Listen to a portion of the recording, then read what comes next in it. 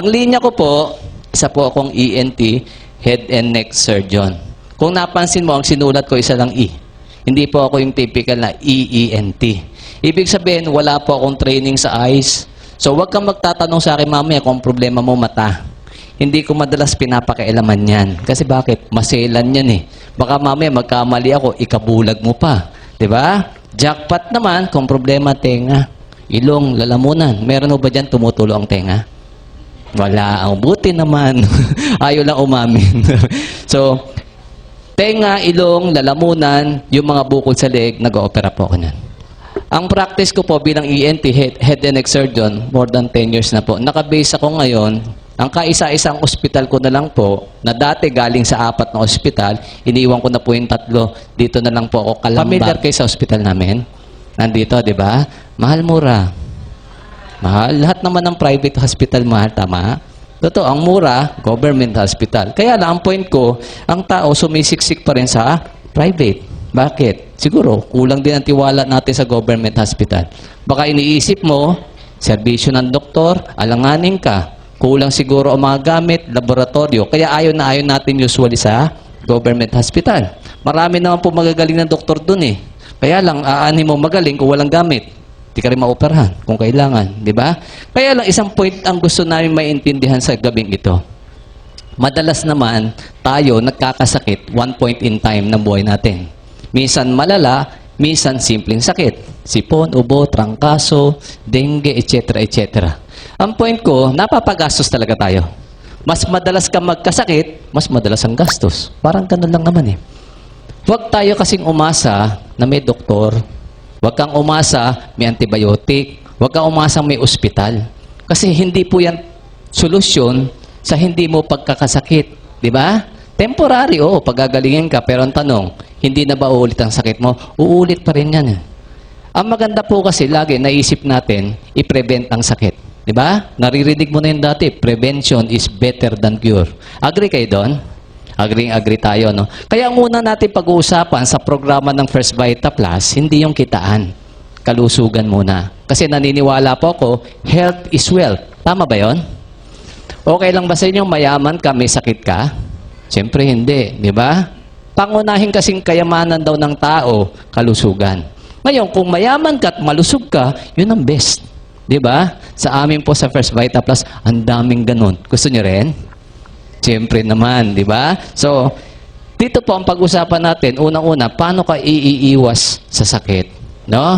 Dito, hindi natin i-discuss kung anong antibiotic ang gagamitin mo, kung anong injection. Ang gusto namin kasi, hanggat maaari, walang intervention. Yung bang naturally, nakakaiwas tayo sa sakit. Di ka nagkakasakit. Di ba? Kasi kung papansinin nyo, ako po, nagsasalita sa harapan nyo, isa po akong doktor. No? Hindi po sinasadya ang pagsali ko dito sa First Vita Plus. Bakit? Tingnan nyo po ha. Ang First Vita Plus po, natural health drink. Nandun na yun. Maganda naman ang ibig sabihin, natural health drink. Kaya lang, saan po kaya galing? Nung pinaliwanag sa akin nung araw, nung pinakita sa akin nung araw, ito po nakita ko, prominente. Puro dahon. Sa palagay mo ba ang doktor natutuwa sa dahon? Hindi, allergic kami dyan, galit kami dyan. Di ba? O para po sa akin, imagine nyo po, 10 taon ako nagmedisina. Pag-aaral, no? Pagkatapos ng training sa medicine, nag-training pa po ako ng ENT, 4 na taon, 14 long years. 14 long years na siguro puyat, pagod, lahat na nandun. Tapos ibabalik mo ako sa dahon. Palagay mo, tama yon? Parang mali eh. Alam niyo, nung araw, nung una po akong in-invite dito, kasi medyo matagal na rin po ako dito, 6 years na ako eh. Ang sabi ng kaibigan ko, may i-offer do sa aking produkto, makakatulong sa practice ko. Excited din naman ako. Akala ko kasi instrumento nang iaalok sa akin. Kasi bakit? Technician eh. Iniisip ko, baka related doon, instrumento pang opera, ibebenta sa akin ng mura. Eh di okay nga. Kaya lang, ano nakita ko? First Vita Plus, nadismaya ako. Sabi ko nga, hindi para sa akin yan eh. 3 buwan po akong nililigawan, umaten, umupo man lang yan, hindi ko ginawa. Bumili ba ako kahit isang sachet? Hindi po ako bumili. Bakit? Nanindigan po ako bilang doktor, ayoko ng herbal products. Kaya lang, obviously, may nangyaring kakaiba. Bakit? Nasa harapan niyo ako ngayon eh. Ako ngayon magpapaliwanag. Ibig sabihin, dating super negative, ngayon, hindi na. Bakit? Speaker na nga eh. At tandaan niyo, wala akong bayad dito. Bakit dati ayaw ko, nandito ako? I-shortcut ko na lang, no? Kasi may maganda kaming ibibigay sa inyo, yung lesson o yung mga tips kung paano ka makaiwas sa sakit. At sigurado naman ako, marami sa inyo nakarinig na ng product. Marami sa inyo nakainom na ng produkto, di ba? Sino sa inyo ang sa totoo lang nakainom na ng First Vita Plus? Taas ang kamay. O di ba halos lahat naman eh. Sino ang hindi pa nakakainom pero alam na ang First Vita Plus? O di halos lahat alam na rin pala. No? Kaya minsan hindi ko na masyadong dinidetalye ang produkto eh. Kasi bakit? Alam nyo na eh. At sigurado ko, umiinom ka dahil alam mo, makakaganda sa katawan mo. Imposible namang inom ka ng ilong, wala lang. Diba? So, ipapaliwanag namin ng konti yan. Kaya lang, kunin ko muna o ipaliwanag ko muna istorya ko kung ba't ako na-involve. Di ba sabi ko kanina, negative ako 3 buwan. Ayoko talaga umattend eh. No, ayoko talaga sumali. Ang iniisip ko, kaya ako pinapasali, health product eh. Di ba? Kita naman po sa sachet, kung kukuha tayo ng sachet ng First Vita Plus, ito po yung isa. May nakasulat kasi dito eh. Natural health drink. Di ba? Ibig sabihin, pangkalusugan. Hindi naman iinumin lang eh, na parang sito, pamawing uhaw. Diba? May pangakong kalusugan. Naisip ko, kaya po ako pinipili sumali kasi nga, pangkalusugan. Pag nireseta ng doktor, lalakas benta nila. Yun ang naisip ko, gagamitin lang ako. Pangalawa, naisip ko, siyempre, health program, may magse-seminar, kailangan speaker. Ang feeling ko din, gagamitin ako speaker. Eh, ayaw na ayaw ko nito nung araw. Tingnan nyo, nandito ko ngayon sa inyo. Diba? Kaya ako pumapayag ngayon, galing pa nga ako sa clinic eh. Katatapos ko lang po mag-clinic. Kumbaga, pagod na, kumita naman, pwede na magpahinga. O kaya lang sumaglit muna ako dito para bigyan ko ng magandang tip. Na mamaya, pag uwi nyo sa bahay, tandaan nyo, papakinabangan nyo to habang buhay. Kaya magpasalamat po kayo sa mga nag-invite sa inyo. Palakpakan nyo rin po sila. Ha? Minsan nga, hindi lang sapat talaga yung palakpak eh. Dapat, paglabas, i-lips to lips nyo. Okay lang yan. Kasi angel yan ang buhay mo. Imagine mo, gusto niya umiwas ka sa sakit. Pangalawa, gusto niya yumaman ka. O, diba? Hindi niya pinagdamot eh. Yun narinig niya dito, no? So, dito po, itong storya kung bakit ako na-involved sa First Vita Plus. Di ba sabi ko, ayoko. Kaya lang, ang weakness ng doktor parate, libre. Di ba? Sanay kami sa libre. Pag kami kinocover ng medrep, libre ang sample na gamot. Diba? Libre prescription pad, libre ballpen. Diyan nga, sa bag ko, 3 ballpen kanina nakuha ko sa medrep. Libre lahat. Diba? Libre merienda. Pinapansit pa ako kanina. Diba? May baon pa uwi. Imagine ninyo, libre ang seminar dito, seminar sa abroad. Lahat, spoiled talaga ang doktor. Kaya madalas, pag doktor target mo, huwag mong bebentahan. Dapat bigyan nyo lang ng libre. Bakit? Sanay yan sa libre talaga eh. Wala tayong magagawa doon. No? Sinanay kami ng sistema. Kaya minsan naisip ko, hindi kaya pambabribe yun? Ano sa palagay mo? Pwedeng ganon, di ba? Para nga naman, kung sino mas malakas magbigay, paboran ng reseta namin. Di ba? Ang problema po kasi, pagka po ang doktor, binibigyan mo ng malaking pabor, saan binabawi? Palagay ko sa gamot. Di ba? Kaya naisip ko, hindi kaya ang doktor ang isa sa reason kung ba't mahal ang gamot sa Pilipinas? Pwede rin. Di ba? So, yun po aralin natin ngayon, no? Nabigyan ako ng 3 samples ng kaibigan ko. Nalinawin ko, kaya ko lang po kinuha, isang reason lang, libre. Iinumin ko ba? Hindi. Bakit ayoko inumin? Natatakot po ako. Kahit doktor ako, tao din ako. Bakit ako natatakot? First time ko narinig nung araw, 6 years ago, ang First Vita Plus. Ang problema, hindi ko narinig, hindi ko nakita sa TV. Sa tao ko lang narinig at nakilala. Diba ang tao kasi, lalo tayo, pag bago ang produkto, mas okay sa'yo pag sa TV mo napakinggan o nakita. Diba?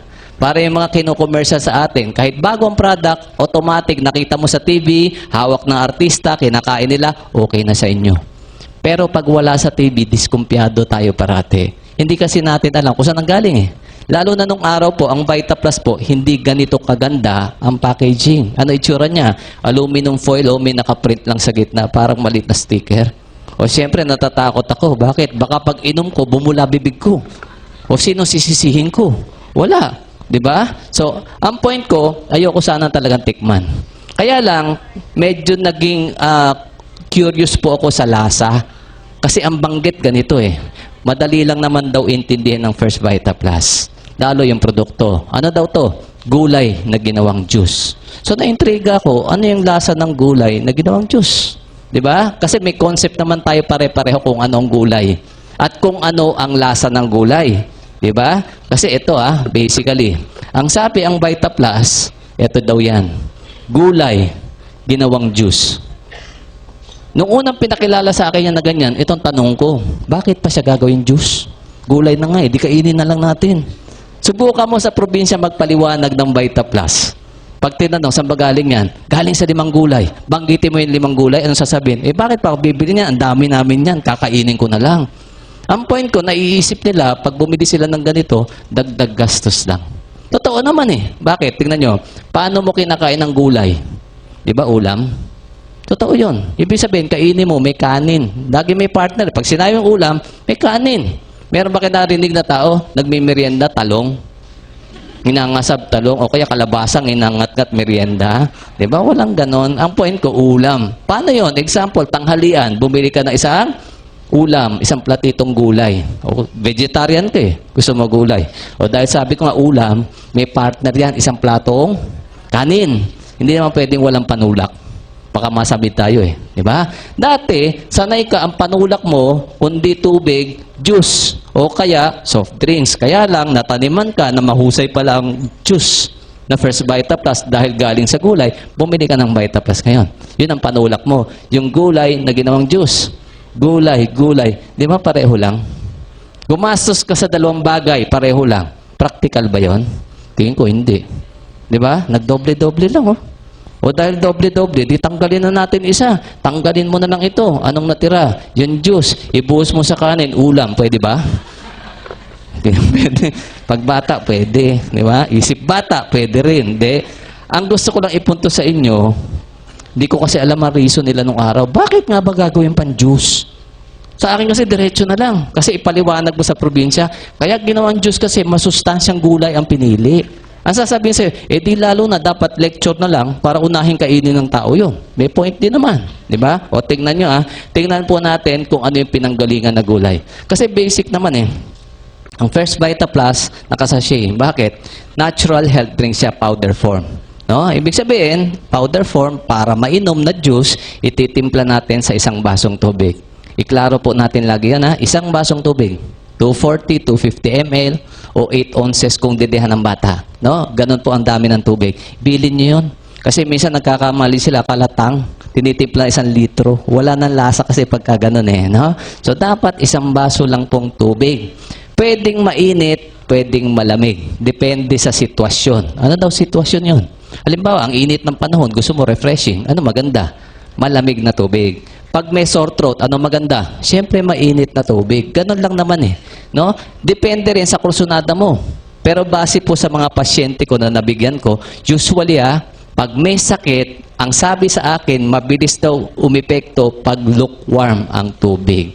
No? O tingnan nyo, ang daming umuo. Bakit? Totoo po yun Naniniwala din ako doon na kahit papano po kasi, yung init ng tubig, energy yun No? Ibig sabihin, mas mabilis siguro lalong ma-activate kung ano yung maganda sa Vita Plus. Mas mabilis ma-absorb ng katawan ng tao. Parang ganon, no? So, ito lang ang Vita Plus no? Powdered juice drink, pero hindi lang basta pamawi ng uhaw. Di ba? Pinakita ko rin kanina, natural health drink. Pansinin mo yung gitnang salita. Health, ibig sabihin kalusugan. Di ba? So, ito binili po ng tao, hindi basta pamawing uhaw Nung araw, wala halos gustong bumili. Kaya lang ngayon, milyon-milyon na po ang umiinom ng First Vita Plus. Grabe. Napakarami na pong gumagamit. Bakit? Siguro may magandang napala. Kasi unang-una, i-analyze natin. Health drink. Ibig sabihin, may pangako. Kaya ka nag-try siguro nung araw, kasi nga, ang pangako nito, may pangakong kalusugan. Baka sakali, uminom ka, umokay kung ano nararamdaman natin. Example lang, kung ang produkto hindi magaling, may pangakong health, ininom mo. Walang nangyari maganda sa'yo. Tanong, uulit ka pa kaya? Siyempre, hindi na. Tingnan nyo ang Vita Plus dati, kukunti umiinom. Bakit ngayon, milyon-milyon? Bakit ngayon, hindi lang Pilipino, pati ibang lahi? Diba? Ibig sabihin, totoo ang produkto sa pangako niyang kalusugan. Palakpakan nyo naman ang Vita Plus doon. Natutuwa ako kasi 6 years pa lang company. 6 years ang company, alam nyo, milyon na pong taong natulungan pagdating sa kalusugan. Yung iba, simpleng sinusitis lang, allergic rhinitis. Kaya lang, yung kabilang extreme, mga may cancer, may bukol, mga sakit na hindi gumagaling sa doktor, natulungan ng produkto. Nakakatuwa eh. Kaya lang, on the side, hindi lang pala kalusugan ang nabago sa Pilipino. Nakakatuwa eh. Napapagmalaki po ang kumpanya, pinagmamalaki kulubusan. Bakit? Sa loob ng 6 na taon niya, na pinush ang First Vita Plus sa Pilipinas, alam niyo po, ang multi-millionaires at millionaires na na-produce ng First Vita Plus as of May 2012, nasa 10,000 na po. Imagine niyo yun. Na-imagine niyo ba? Ikumpara mo sa isang kumpanya na matagal na. Di ba? Yung mga kumpanya nagwa 100 years na ngayon, kino-commercial pa nga eh. Tanong, sila kaya, ilan na ang naging milyonaryong empleyado nila? May naririnig kayo? Siguro ilan-ilan. Nabibilang sa daliri. Imagine mo, First Vita Plus, 10,000 na mahigit ang milyonaryo at multi-milyonaryo. Tatagal pa po ang company ng ilang taon. More than 10 years. Probably 20 years or more. Kung sasali ka, pagdating ng araw, isa ka na rin sa milyonaryo. Okay ba yun? Kaya maraming yumaman kasi ang battle cry natin dito, iwas sakit. No, ibig sabihin, hindi ito kasi yung kumpanya na ang gusto, puro kitaan ang pag-usapan. Kami po, totoo, no? Ang gusto namin, makatulong muna sa kalusugan. Kung may kita, kasunod na po yon, no? Kaya lang maganda, lagi namang nagsusunod. May natulungan ka, hindi po naiiwanan yung kitaan doon, no? Pag-usapan natin, no, yung kaso ko. Kaya po ako napasali dito, natikman ko lang product. 3 produkto lang po ang binigay sa akin. Naulitin ko, kaya ko lang tinake, kaya ko ininom dahil libre. Pangalawa, kaya ko inubos kasi masarap. Yun lang po naman eh. Wala ko na-expect kung anong mangyayari maganda sa akin. Kaya lang tingnan nyo bakit ako napasali? Bilang doktor, meron din po akong problema na dala-dala ko for the past 17 years. Totoo, naging successful ako sa practice, sa career ko bilang ENT. Maraming na-operahan, maraming pasyente sa outpatient, marami din pera. Kaya lang nakaipon din ako ng sakit eh. Diba? Marami sa atin siguro ganun. Yung matatanda na sa kumpanya, diba? Bukod sa dumadami yung payslip mo na wala ng pera, dumadami din ang sakit natin. Ang doktor ganun din eh. Ang kaibahan lang namin, dumadami pera namin, hindi puro payslip. Diba? Ang problema, nagkakasakit din. Isa sa problema ko, na dala-dala ko ng 17 years, constipated po ako. Imagine nyo, 17 years akong constipated. Now, bilang doktor, palagay nyo ba nagpapacheck up ako? Hindi, doktor na ako, ba't ako magpa-check up? Diba? I-analyze ko na ang problema ko, i-diagnose ko sarili ko, aralin ko ang solusyon. Pwede naman eh. Alam ko naman ang libro eh. Alam kong aralin. Diba? So, yung unang taong ko po, siguro mga 1 to 3 years, may ginagamit po akong isang gamot. No? Lagyan na lang natin siya letter B. No? Alam niyo naman siguro yun, bulong ko na lang, Tulcolax. Baka sabihin kasi sa nagpo-promote ako eh. No? So, alam na natin yon. 1 to 3 years yan ang gamot ko. Kaya lang, after 3 years, parang ayaw na. Kumbaga, di ba, sanay tayo doon, naririnig ko sa mga pasyente, Dok, ayaw nang tumalab sa akin, na-immune na yata ako.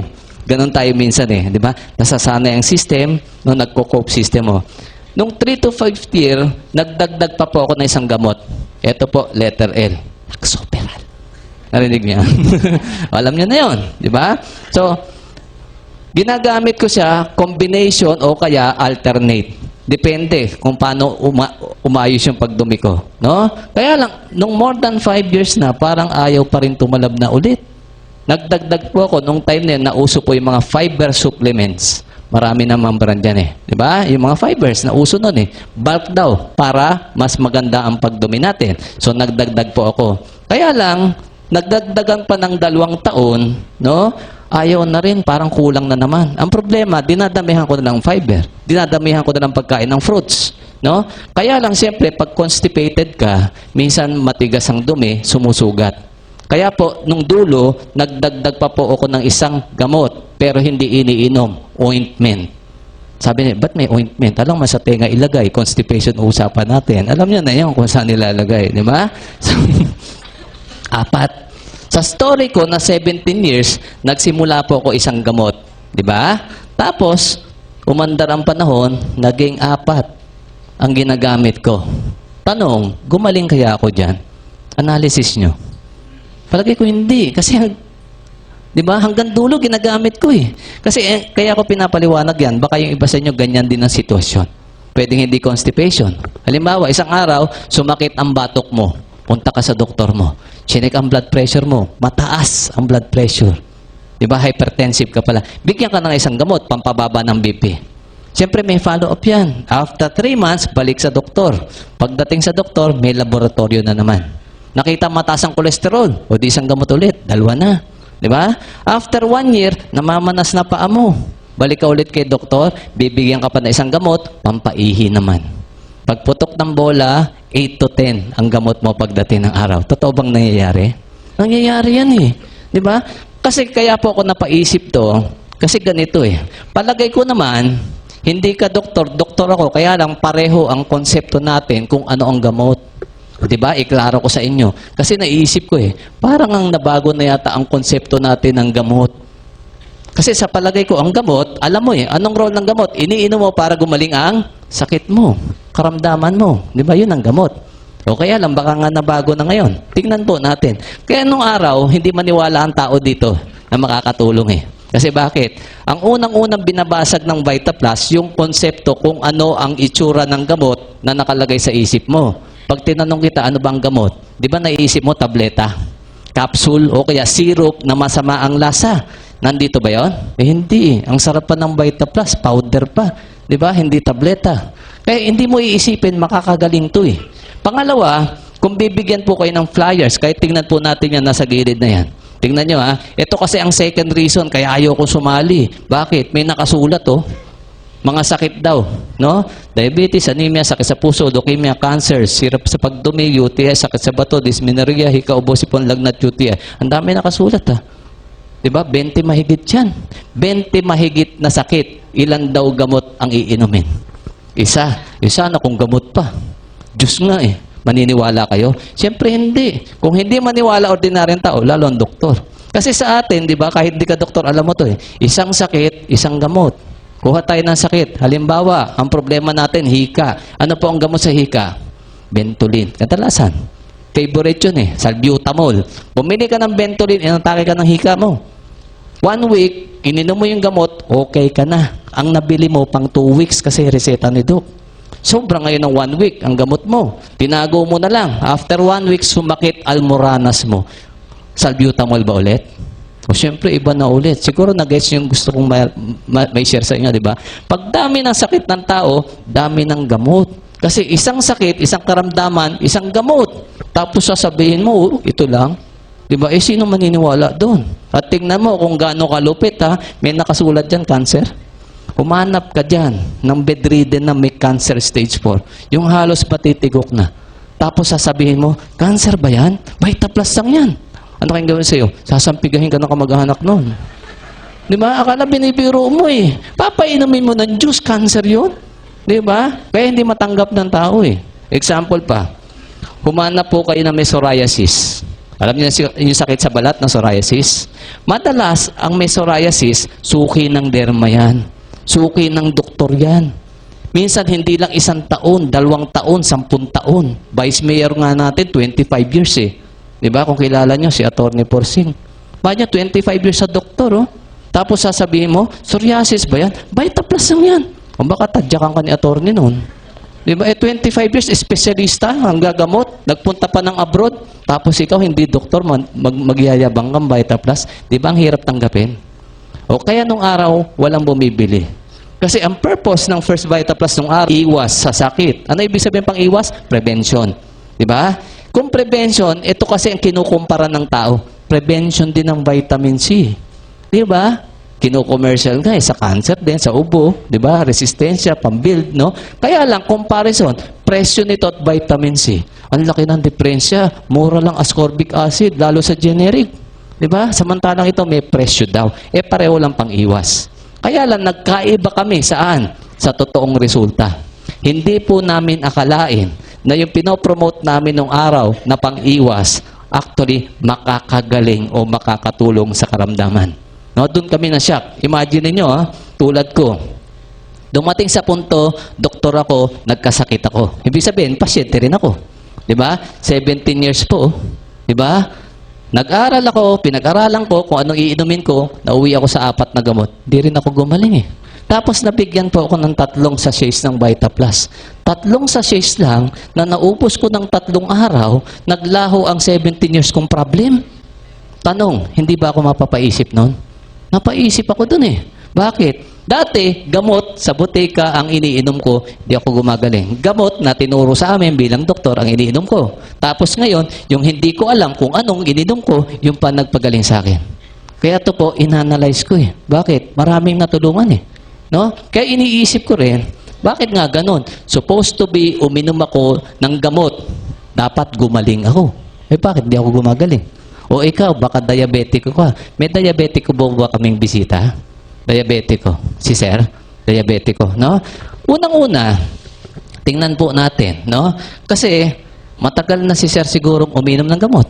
May mga high blood ba din dito? Mga high blood. Naka-maintain na po ng gamot? Naka-maintain, di ba? Supposed to be kasi, ang sabi, iinom ka ng gamot. Ang konsepto natin ng gamot, pag ininom mo, gagaling ka, di ba? Yun ang nakatanim sa utak mo. Kaya nga ang tawag natin, gamot. Di ba? O kaya lang, ininom ko yung gamot ko, supposed to be magpapagaling, hindi ako gumaling. Si Sir, si Ma'am, baka ganun din. Pang diabetes, pang hypertension. Tanong, gumaling na ba sila? Baka hindi pa eh. Kaya nga nandito, siguro, naghahanap ng additional information. Doon po ako napaisip eh, ba't nga ba ganun? Nabago na ba ang konsepto ng gamot sa panahon natin? Di ba? So, dapat i-analyze natin ng konti. Baka meron tayong nami-miss, baka may kulang. Baka may kulang na hindi sinasabi ang doktor mo. O baka, to the point, kaya pala hindi nakakarating sa inyo, mismo kaming doktor, hindi namin alam. Yun po ang liliwanagin natin ngayon. Baka ito yung kulang sa buhay mo. Baka ito na yung pagkakataon na pag nalaman mo, ginawa mo, totally gumanda ang kalusugan mo. Kasi ang point ko ganito, yung mga diabetiko, usually ano po bang alam nating bawal? Matamis. Bakit ko pinopoint out ko ano yung bawal? Marami sa atin nagpa-doktor na eh. Once in their lifetime, nagkasakit, nagpa-doktor, ina-analyze, dinayagdose, ito sakit mo, ito reseta. Kaya lang pagkatapos nun, bago ka magbayad, ang huling tanong mo kay Doc, Doc, may bawal ba akong kainin? Di ba nagtatanong tayo doon? Siyempre, dapat malaman din natin ano yung bawal eh. Kaya binanggit ko, sa diabetiko, anong bawal? Matamis. Sinabi niya na. Pero tanong niyo sa mga diabetiko, anong bilin po sa inyo pagka nakakaramdam kayo nahihilo ng lalamig? Anong kakainin daw? Matamis. Di ba parang conflict? Bawal matamis, pero kakain ka ng matamis pag nahihilo. Di ba? So, ibig sabihin, merong hindi malinaw na konsepto pa rin sa tao eh. Pagdating sa mga bagay na gano'n. O halimbawa, high blood. Anong mga bawal sa high blood na alam nyo? Bawal maalat, bawal mataba, minsan bawal ang beans, bawal ang pork, etc. etc. Naririnig nyo na nga sa commercial yun eh.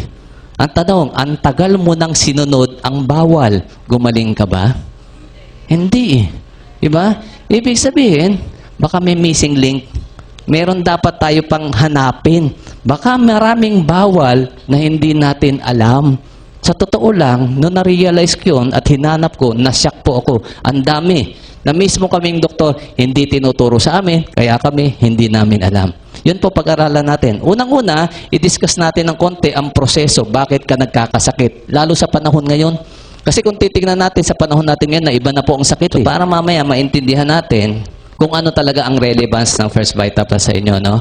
Banggitin ko lang sandali, ang First Vita Plus, sabi ko, natural health drink. Nagaling daw sa 5 gulay, merong additional na flavor po yan, isang prutas. No? I-rundown ko lang, actually nakasulat naman na doon kung saan siya galing, kaya lang gusto ko isulat po dito para malinaw. No? So, ang Vita Plus, galing daw sa 5 gulay. Ano-ano yung 5 gulay? Number 1, ito po, malunggay. Kung bakit number 1 na pinili yan, alam na natin ang reason. Hindi ko na kailangang explain eh. Sikat na po yan ngayon. Diba? Sa totoo lang, 6 years ago, hindi sikat ang malunggay. Totoo yan. I-recall mo, 6 years ago, sikat ba? Hindi. Ni wala nga sa palengke yan, ni hindi nga binibili yan, ni hindi mo nga ginagamit yan eh. Nagagamit mo lang pag kailangan, nagluto ka ng munggo eh. Kailangan mo, sahog. Pero dahil ngayon, alam na alam ng masustansya, sikat na sikat, di ba? Hanggang doon sa iniinom ni Manny Pacquiao nga daw, meron yan eh. Ano yun? O di ba sabi nga, with power pack. Sabi nga, parang kinopya kami kasi yung lagayan namin, tawag namin doon, power pack din eh. Di ba? Totoo. Kaya lang, gusto ko po i-recognize natin ito na isang bagay. No? Kaya po sumikat ang malunggay sa buong Pilipinas kahit sa buong mundo dahil po sa mga unang dealers ng First Vita Plus. Kaya palakpakan nyo rin po sila. O, grabe po kasi effort ng mga inong araw. Imagine nyo, nung araw, nag-explain kami ganito. Malunggay, masustansya yan. 6 times the vitamin C compared sa oranges. Tinatawanan kami. Bakit? Ang alam mo, pag mataas vitamin C, dapat maasim eh. Hindi man daw maasim malunggay. Kinukutya pa nga kami. O ngayon, napatunayan, totoo pala. Diba? Hindi lang yon, mahigit doon, maraming sustansya talaga. Number 2, isa pang pinanggalingan, dahon ng sili. Number 3, saluyot. Number 4, talbos ng kamote. Lahat naman yung 4 na yan, usually alam na natin. Karamihan, ginugulay nyo yan. Linawin ko lang yung pang-5 kasi dito nagkakaroon ng konting commotion. Uray. Yung iba kasi hindi kilala ang uray. Totoo yun. Ako nung araw, hindi ko po kilala uray. Ang tawag ng iba sa uray, colitis. Kaya naisip ko, bakit may damo? Kasi dati po, ang tingin ko dyan damo. Sa Laguna, hindi mo kinakain yan eh. Batangas, Quezon, hindi naman ginugulay yan eh. Kaya sabi ko, tama, gulay na ginawang juice, 4 dyan, gulay. Eh bakit may damo? Hindi ko na naiintindihan nung araw. Ni-research ko na lang po, inaral ko. Nagulat ako, ang tawag pala sa uray, Chinese spinach. Pag narinig mo spinach, gulay ba yan? Oo naman. Bakit? Bata ka pa, kilala nyo na spinach. Gawa ni Papay. Totoo yun. At kilala mo spinach, hindi lang basta gulay. Masustansyang gulay. Sad to say, sa panahon ng bata natin ngayon, hindi nakilala si Papay. Tinatanong niyo ba sila kung kilala nila? Hindi na. Kasi si SpongeBob na po kilala nila eh. Di ba? Ano ibig sabihin? Pag kilala mo si Papay, may edad ka na. Kaya pag tinanong ka, ayaw mo magpanggap na may edad na, hindi ko kilala yon, si SpongeBob kilala ko. So, ang point ko, ito pa. Pangalawang tanong sa akin nung araw, bakit daw sa dinami-dami ng gulay, silang 5 napili? No? Kasi, nung nilatag po sa akin yan, nung time na yon, sikat ang ampalaya. Bakit wala ampalaya? Sikat ang bawang, pampababa ng blood pressure. Hinahanap ko din po dito, bakit wala? Ito pala, kaya napili ng company, may 2 tayong criteria. Anong una? Unang-una, pinili ng company base sa researches ng mga Filipino scientists. Pinag-aralan na yun ng mga scientists natin. No? Bukod sa herbalist, botanist, may mga tinatawag kaming doktor na herbalist. Ibig sabihin, MD rin po. No? Na nakasama ng kumpanya nung araw na nag-formulate ng First Vita Plus. Ang unang pinagbasihan nila, ito po, nutritional value. Ibig sabihin, dapat masustansya yung pipiliing gulay. Pipili ka na lang yung din ng 5, hindi yung pinakamasustansya na. Para sa basketball team, first 5, di ba, magagaling. Ganun yan eh. So, hindi ko na kailangan explain ba't number 1 na malunggay. No? Actually, yan po ang nilatag sa amin, pinakamasustansya. Kung ayaw mo bumili ng Vita Plus, gusto mong gulay, i-prioritize nyo po yung 5 yan sa kinakain natin. May number 2 pa. Ito po, no? Bukod sa masustansya, dapat daw mataas ang disease-preventing capacity. Ibig sabihin, hindi lang ba sustansya? Anong naitutulong sa kalusugan mo? Kaya din po number 1 ang malunggay, alam niyo po, sa researches, 300 sakit ang kayang i-prevent na malunggay sa katawan ng tao. Nashock din nga ako dun eh. 300? Imagine nyo ENT po ako. Bago ako naging ENT, 10 taong medisina, 4 na taong training para maging ENT. Bukod pa yung college, bukod pa elementary. Tapos natapos ako, espesyalista ako, siguro less than 100 ang kaya kong gamutin. Daig pa ako ng malunggay, hindi nag-aaral ng medicine. Di ba? Kaya nakaka-challenge eh. Dapat gagalingan ko pala para matalo ko malunggay. No? So ito po ay maliwanag. Yan po ang criteria, ito ang lumabas. Ngayon, kung mas magaling ka sa mga Filipino scientists, palitan mo isa. Bahala ka na. Sa amin, nilalatag namin, base sa researches. No? So ano lang ginawa? Kasi ang tao, alam naman natin ang importansya ng gulay. Kasi bata ka pa, naririnig mo na yon. Diba? Bakit importante ang gulay? Sabi nga ng nanay, ng lola, nung araw pa, bata ka pa, kain ng gulay para humaba ang buhay. Hindi ilong, hindi buhok. Buhay. Ha? So maliwanag yun, importante po ang gulay. No? Kaya lang, sabi nga nila, sa panahon ngayon, bakit kailangan gawin pang juice? No? Mamaya, pupuntahan ulit natin yon. Pero bago tayo pumunta doon, kasi ang unang-unang kailangang masagot sa isipan nyo ito eh. Bakit ako iinom niyan? Kasi bakit mo kailangan sagutin sa sarili mo yan? Bibili ka eh, gagamit ka eh, may gagastusin ka. Naniniwala ako, pag hindi mo kailangan, huwag mong gastusan. Di ba? Sayang pera eh. Kaya dito nililiwanag namin sa inyo, ano ba silbi ng produkto para sa katawan natin? No? So, unang-una, health product yan. So, ibig sabihin, ang pag-usapan natin, kalusugan. No? Tingnan natin, kung itong kasagutan na to, sasagutin yung why mo sa buhay, i-consider mo ang Vita Plus. Kung hindi naman, consider mo rin yung 5 kulay na yan. No? Ito po, umpisahan natin sa pag-analyze ng word na sakit. Kasi dyan naman tayo mag-focus talaga eh. Disease. At gusto ko maintindihan nyo isang bagay na hindi tinuro sa akin sa medicine. No? Saan nanggaling ang salitang disease? Akala ko nung araw isang salita yan na nagpe-pertain sa sakit. Ganun lang. Ganun kababaw. Pero i-dissect natin. Ito po yan eh. This is. Anong root word is? Ano ibig sabihin ng this is? Your body is not at ease. Kaya kami sakit. Ganun pala yun. Kasi kung ma-analyze yun ng ganun, mas madali palang intindihin ng sakit eh. Your body is not at ease. Wala ka sa sentro, wala ka sa balanse mo, kaya ka may sakit. Ibig sabihin, hanapin natin, ano ba yung balanse niyon? Para mas naintindihan natin. Bakit? Ilalagay mo lang daw sa balance sa katawan mo, mawawala sakit mo eh. O di ganun kasimple. Kailangan pa ba doktor sa balancing? Hindi na. Baka nga may pabigat pa yun eh. Diba? Pag narinig natin sentro, balanse, ang ease kasi, command yan sa military at ease. Sa Tagalog, tikas, pahinga. Anong posisyon yun? Di ba nakaganon ka? Nakaganon. Kasi pag nakaganyan ang posisyon mo, center of gravity mo maganda. Hindi ka basta natutumba. Kasi kaya may this opposite eh. This is. Your body is not at ease. Parang pag sinabi mo isang tao, hindi honest. Ang tawag sa kanya, dishonest. Ganon din pala eh. Ibig sabihin, pag-usapan natin yung binabanggit na balanse, ang katawan mo pala parang siso. Ibig sabihin, oras-oras, minuminuto, nagbabalanse ka. Kung sinong manalo, nandun ka. Dalawang side na pag-usapan natin. Itong kabila ang tinatawag natin na health side mo, kalusugan. Yung pabor ba sa pagkakaroon mo ng magandang kalusugan. Sa kabila, nandito po yung disease side. Ito yung mga factors kung bakit ka nagkakasakit. Ibig sabihin, kung ano ang mas mabigat, nandun ka. Diba? Doon magtitilt ang balance mo. Pagdating sa health kasi, ganito yan. Napakasimple. No? Kung susundin lang natin, hanggat maaari, no? Bibihira magkakasakit sa tao. Kasi naniniwala ko na alam nyo rin, lahat ng bagay may kanya-kanyang kaukulan. Diba? Anong ibig i-point doon? Ikaw tao. Diba? Halimbawa, nabuntis ka. Manganganak ka. Siyempre, lalabas sa'yo, tao. Diba? Ito, tao ka. Alam mo, maglabas ka ng aso. Diba? Ang point ko, paglabas ng bata, dapat, ang unang-unang binibigay, ang pinifeed natin, breast milk, gatas ng tao. Kaya lang sa panahon natin, anong binibigay natin?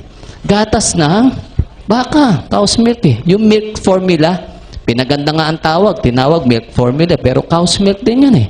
Ang point ko, yung first step na binigay sa atin ng creator mo, binago mo na kaagad eh. Kaya umpisa pa lang, sablay na ang tao eh.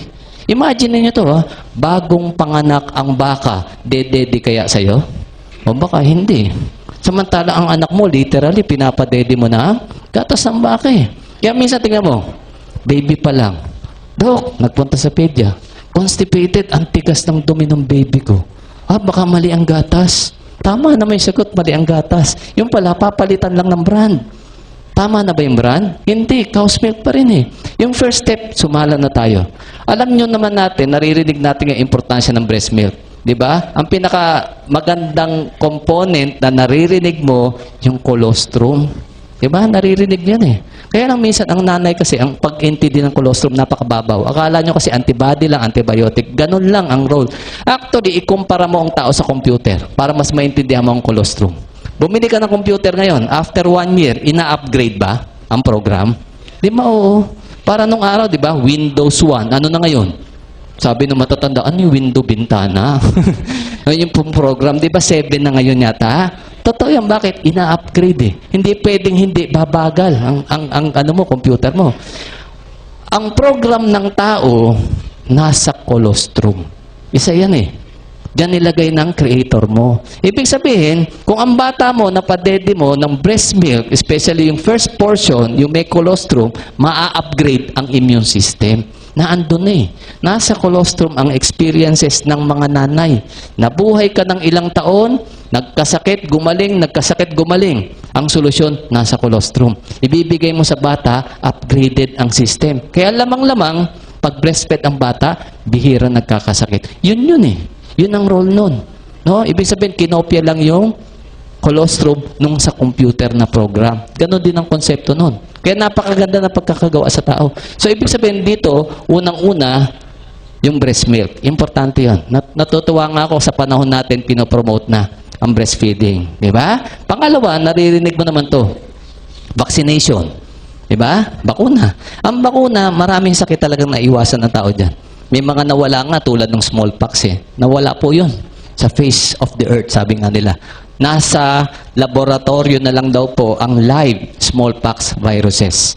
Wala na po sa tao. Na-eradicate gawa ng bakuna. Bihira na rin po ang nagkakapolio. Gawa din ng bakuna. Kaya magpasalamat din tayo sa bakuna. No? Measles, mumps, rubella, bihira na tinatamaan dahil di sa bakuna. Ang problema, dumami ang bakuna masyado. Napansin nyo ba? Totoo, maraming essentials na bakuna. Kaya lang naniniwala po ako, hindi lahat yun importante. Diba? Bakit ko nasabi? Kasi tingnan natin, ang analogy ko kasi ganito. No? Ang tao na-expose ka sa mikrobyo.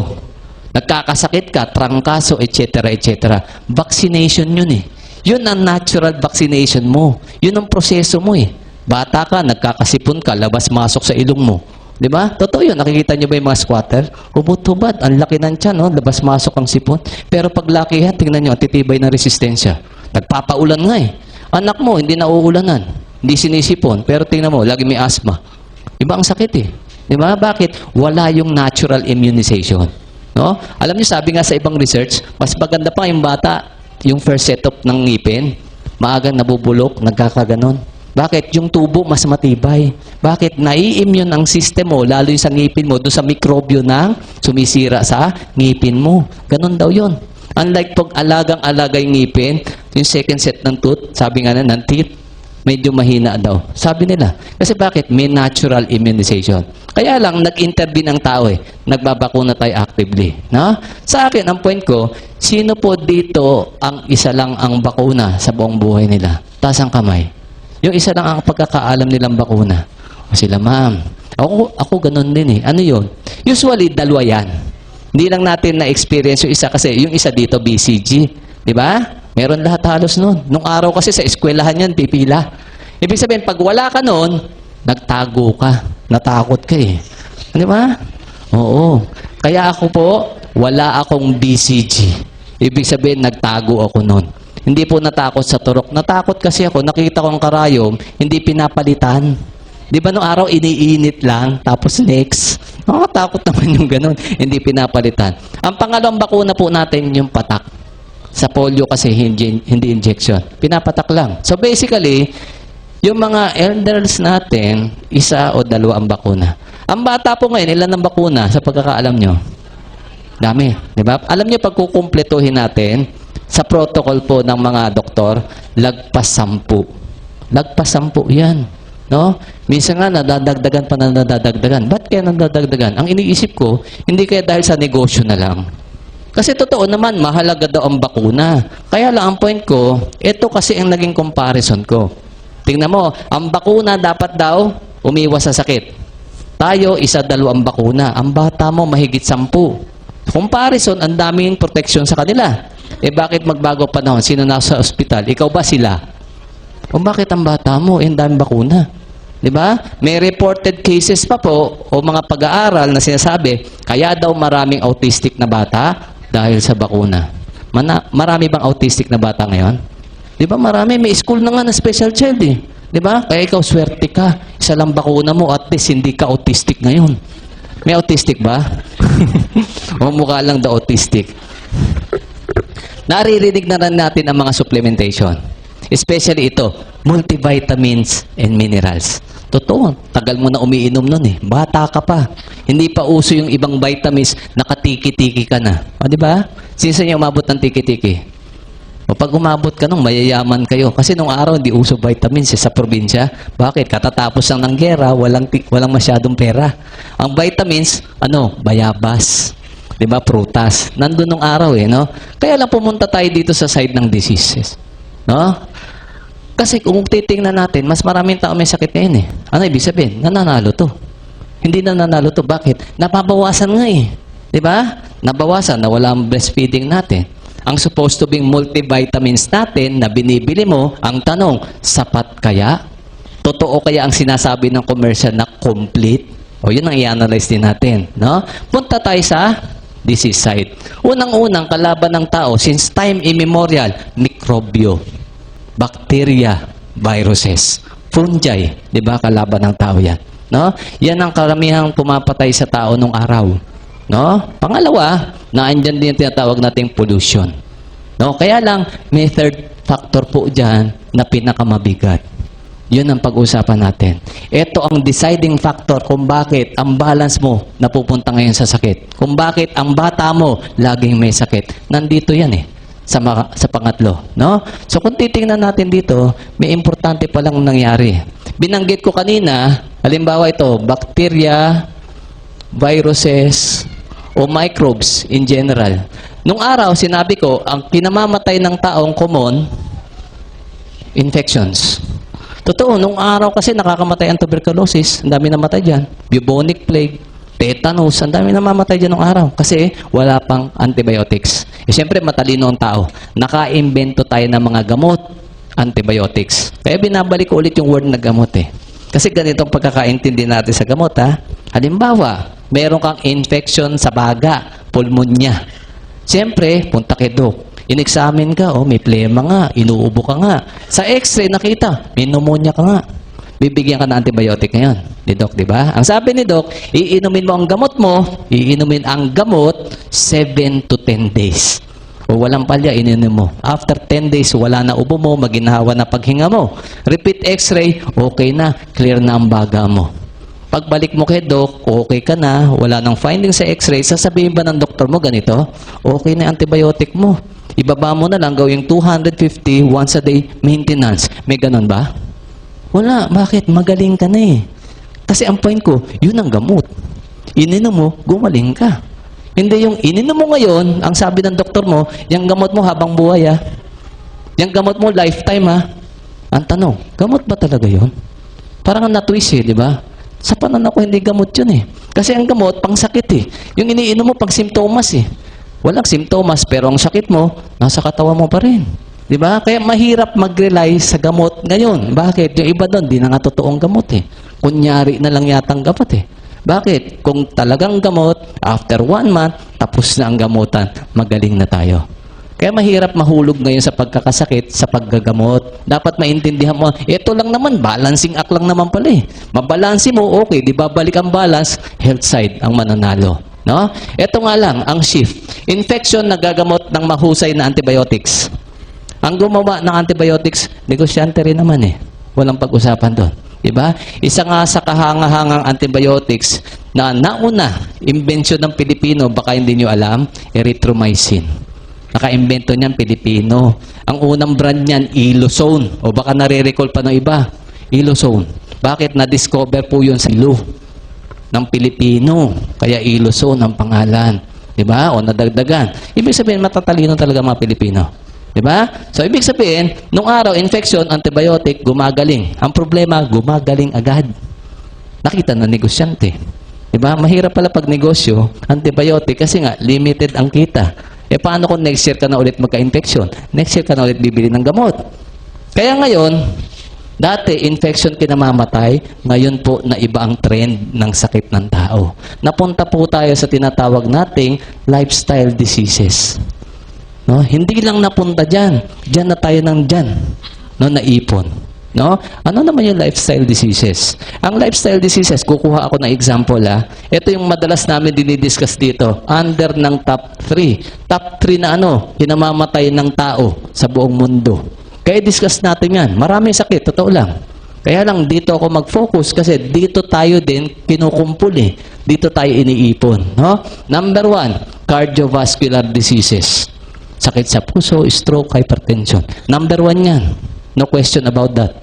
Amerikano, Pilipino, Inchik, lahat. Nandito kayo namamatay eh.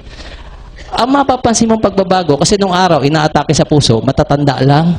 Di ba? Na-stroke matatanda lang. Ngayon, kahit bata, alam niyo po, Kalaba doctors, dalawa na dyan sa ICU nila, sa record nila, dalawa na dyan ang 13 years old na na-stroke. Imagine mo, 13 anyos na stroke na. Di ba? Totoo yun. Mabigat yun. Nung araw, ang inaatake sa puso, sabi nga nila, yung matataba, yung high blood. Eh bakit ngayon, low blood, nai-stroke, nag-heart attack? Di ba? Minsan, physically fit, atleta pa nga eh. Tapos, nag-heart attack pa. Nung araw, ang sabi nila, yun lang daw pong may lahi. Ngayon po, hindi na kailangan ng lahi. Kaya lagi namin sinasabi, pag hindi nyo naiintindihan yung idinidiscuss namin dito, pagdating ng araw, tatamaan ka rin yan. Lahat po tayo candidates sa heart disease, sa ayaw at sa gusto nyo. Kaya dapat may maintindihan tayo dito maganda. No? Number 2 problem. Sigurado naman ako, aware kayo dito. Dumadami may cancers ngayon. Di ba? O ito, sumikat ang colon cancer nung namatay sino? Cory Aquino. Kaya lang sa akin, bigyan nyo rin ng credit si Chat Silayan, Rio Diaz, Helen Vela, June Encarnacion. Colon cancer din kinamatay nun eh. Charlie Dabao yung latest. Ronald Reagan may colon cancer din. Di ba? So, ang dami na. Pero mas maraming ordinaryong tao ang pinatay ng colon cancer. Di lang sikat, kaya hindi na-mention. Ang point ko, yung binanggit ko, sikat. Ibig sabihin, may pera. Nagpa-check up. Ginamot. Buhay patay. O kasi cancer kalaban. Kaya takot tayo dito eh. Di ba? Ang point ko, ito pa. No? Dumadami ang cancer ngayon na minsan o nung araw, hindi mo masyadong naririnig o nababalitaan. Kaya minsan pag narinig mo, ano yun? Kakaibang cancer ba yun? Example lang po, yung cancer na kinamatay nung asawa ni Camille Prats. Natandaan nyo? Kasyak tayo doon, di ba? Ang bata nung asawa, 30 plus lang, nasopharyngeal cancer. Yun din po ang cancer ni Romel Aducul, yung basketballista. Di ba? Ang dami kong pasyenteng ganyan nung araw. Totoo yun. No? Isa na lang ang buhay. Imagine niyo yun. No? So far, yung isa yata hanggang ngayon umiinom ng Vita Plus, buhay pa rin. Di ba? Yun nakakatuwa eh. No? Pagdating naman sa breast bukol, ay, tumor sa breast, o breast cancer, no? Pag kinuha nyo po kasi yung statistics, no, sa Pilipinas at sa buong Southeast Asia, number 1 ang Pilipinas pagdating sa breast cancer. Palakpak naman kayo dyan. Oh, may pumalakpak na. Ba, nagulat kayo? Ba't nga ba ako pumalakpak? O at least masunurin kayo. No? Congratulations. Ang point ko, gusto ko yung i-aware. Totoo naman, medyo mali ang reaction. Kasi hindi man beauty contest para palakpakan eh. Kaya lang okay lang yon para magkaroon tayo ng awareness. Bakit nga matay number 1? Kasi dito nakita ko, ang daming babae dito. No? Ito ang mensahe noon para sa inyo. No? Nandito ka sa Pilipinas na kung saan sa Southeast Asia, number 1 sa dami ng breast cancer. Tayo pinakamarami, kung tutuusin. Diba? Ngayon, anong ibig sabihin nun sa inyo? Yung bansang kinalalagyan mo, marami may breast cancer. Lamang-lamang, kung ano yung nagbigay ng breast cancer sa kanila, nasa tabi-tabi nyo lang din. O dapat alamin mo yun. O sabi naman ng doktor, ito, may breast cancer awareness, di ba? Ang sabi ng doktor, breast exam, mammogram check-up. Napansin nyo ba ang sinasabi lagi may bayad? Meron ba sinabi, ito, iwasan mo, libre naman, sinabi lang. Walang ganon eh. Kaya minsan sinasabi ko, bitin eh. Kaya nagtaka ako, bakit nga ba namin hindi sinasabi? Ito lang na-analyze ko. Kaya namin hindi nasasabi, hindi rin namin alam. No? O, pangatlo, diabetes. At sigurado ko, alam mo kung ganong kalala ang problema natin sa diabetes ngayon. Kasi ang Pilipinas po, 500 per day po na Pilipino ang nagkakaroon ng diabetes. Yan po ang rate natin. Marami ba yan? Marami yan. Kasi yung 500 na yan, gagaling ba yan? Hindi. Isang araw pa, 500 ulit. Di 1,000 na yun. At tingnan nyo sa buong mundo, ang statistiko po, 300 to 500 milyong katao na po ang diabetiko sa buong mundo. Marami yan. Marami yan. Marami din dyan, doktor. Kung ngayon tanong, diabetiko ka, punta ka sa doktor mo, diabetiko rin. Magtiwala ka. Yan ang point ko eh. Hindi nyo lang alam, maraming doktor diabetiko. Totoo yun. Hindi ko sasabihin. Baka mag-aalis sa akin. Maraming doktor na stroke, high blood. Maraming doktor, hospital lang. 3 dyan, alam ko, kini-chemotherapy. O nag-underwent ng chemotherapy. Doktor. Maraming doktor akong kilala kaysa Manila, mas bata sa akin na stroke. O ba't ganon? Ang point ko, may pare-pareho tayo hindi alam. Kasi kung alam ng doktor, hindi sila magkasakit ng ganon. Kung alam ng doktor diabetes, hindi sila naging diabetiko. Di ba? Ang masaklap, umaasa ka, kulang din pala. Yun ang mabigat. Dadagdagan natin ng konti ngayon. Na baka sakali, kung idagdag natin dito, mas gumanda ang laban mo. Kung meron ka na. Kung wala naman, mas maganda-ganda ngayon ang pag-iwas natin. Okay sa inyo yan? Ito ang unang-unang ina-advise ko sa tao, no? Kasi balikan po natin yung tatlong sakit na yan. Heart disease, cancer, diabetes. Actually, marami pa iba eh. Kaya ako na-focus dito. Nung araw may tawag tayo dyan, sakit ng mayayaman. Di po ba? Ngayon, mayaman lang ba nandyan? Hindi, pati mahirap eh. O mahirap ka, anong ginagawa mo sa sakit ng mayayaman? Nainggit ka sa mayayaman? Ganun ba yon? May isa pa akong tawag dito eh. Tawag ko dyan, death trap. Trap yan eh. Bakit trap? Pag nandyan ka na, yan ay kamamatay mo. Baon mo na yan eh. Tama ba yon? Totoo yun. Label mo na yan. Nung araw kasi nakakabalita tayo, namatay ang tao, haba ng buhay, 100 plus. Ba't namatay lola mo, 129? Nakalimutan ng huminga, sa katandaan na. Di ba ganon? Meron ka pa nababalitang ganon. Di namin alam, di nalang gumising eh. Ilang taon na ba? 112.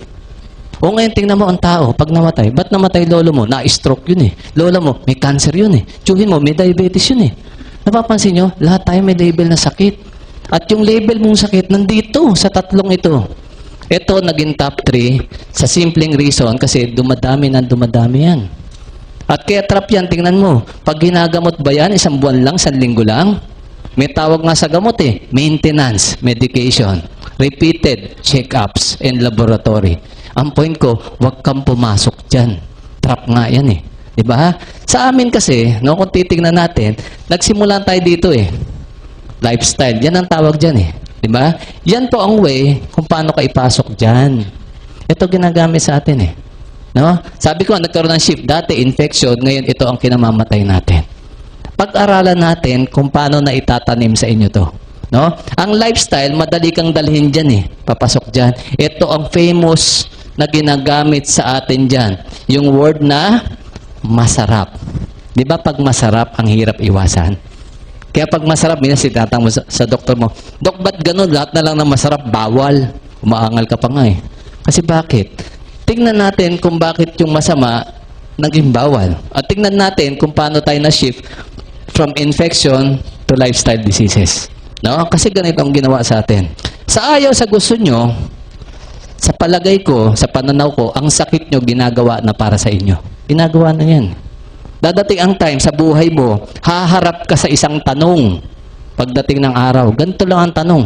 Anong gusto mong sakit? Multiple choice naman ang sagot. A, B, or C, or all of the above. Nakapili na kayo? Ayaw. Di ba?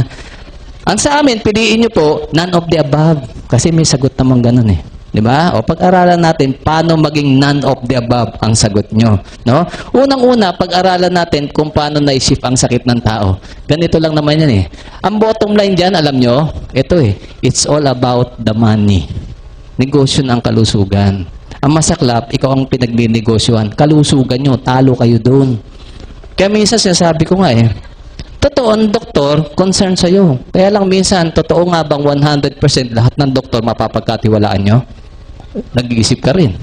Bakit? Ang point ko, tignan mo mas maganda sa doktor, mas maraming sakit ang tao.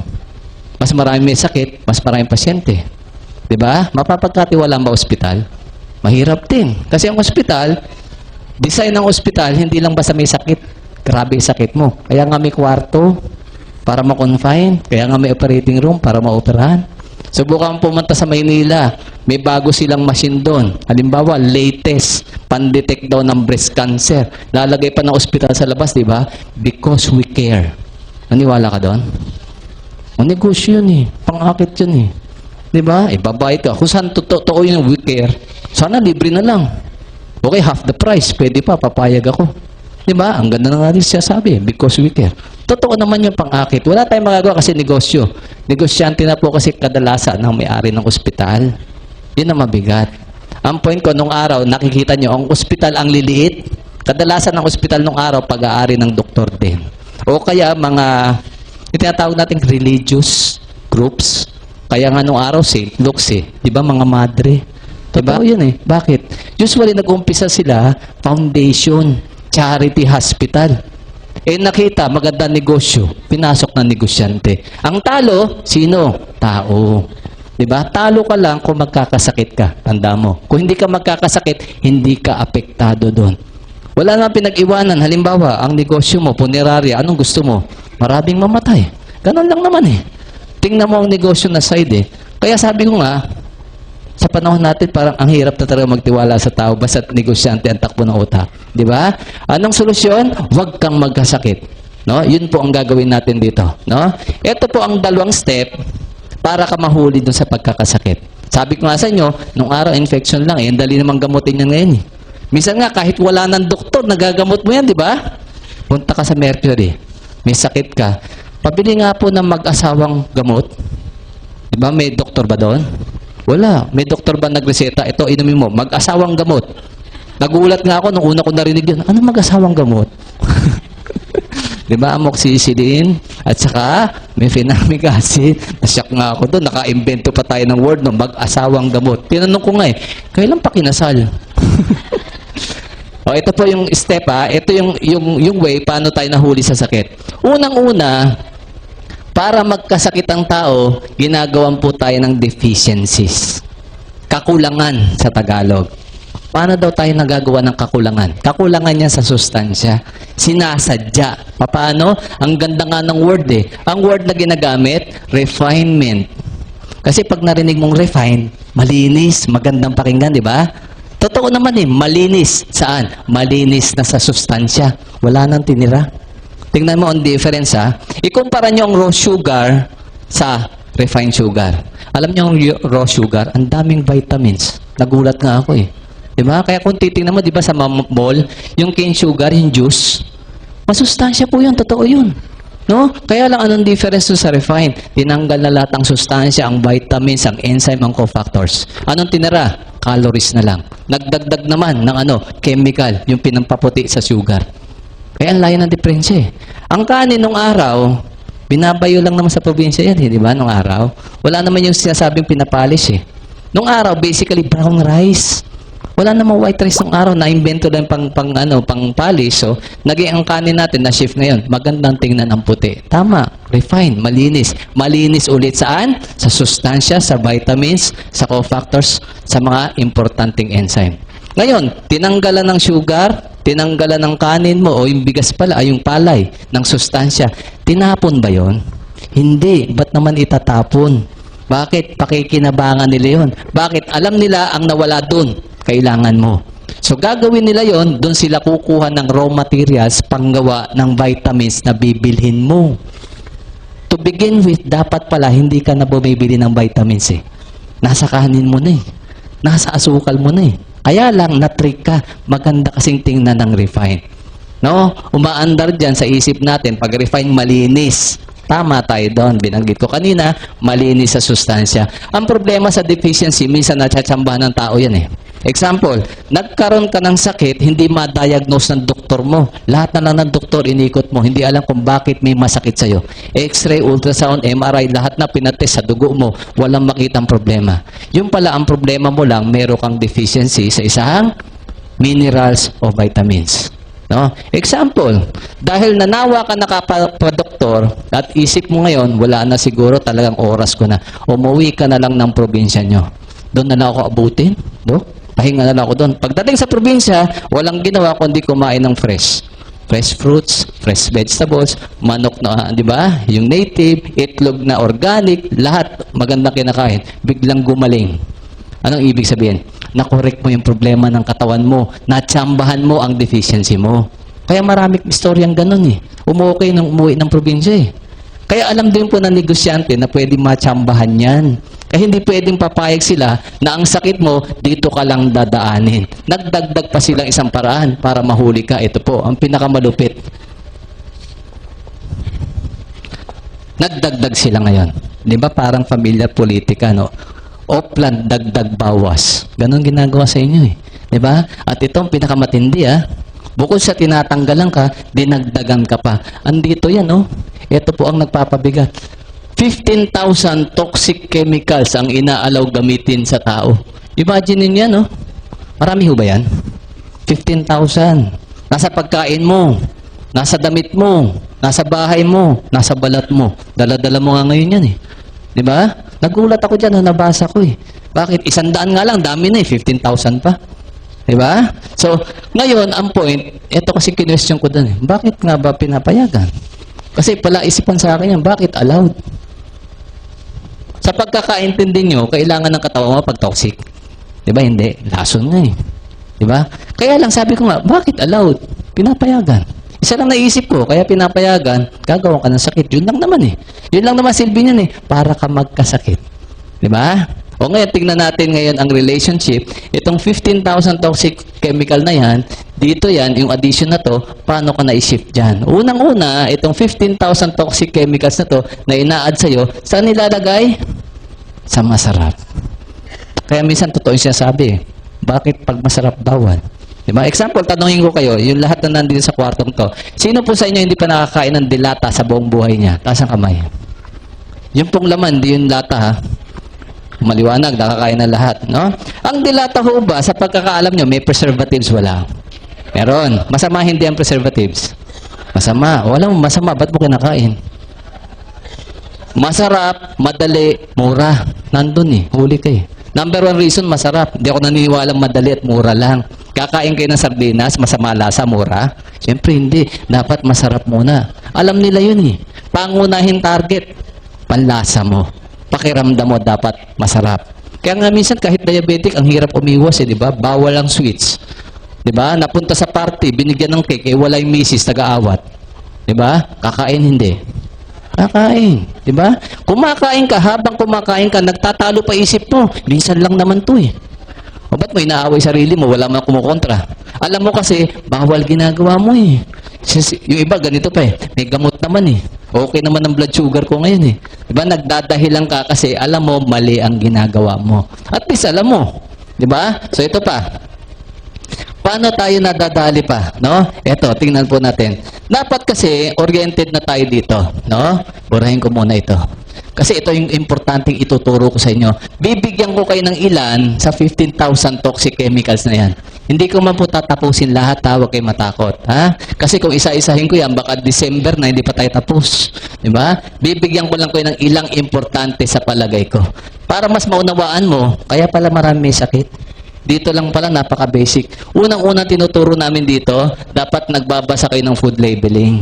Read the labels. Diba sa gatas, check the label. Ganon din dito.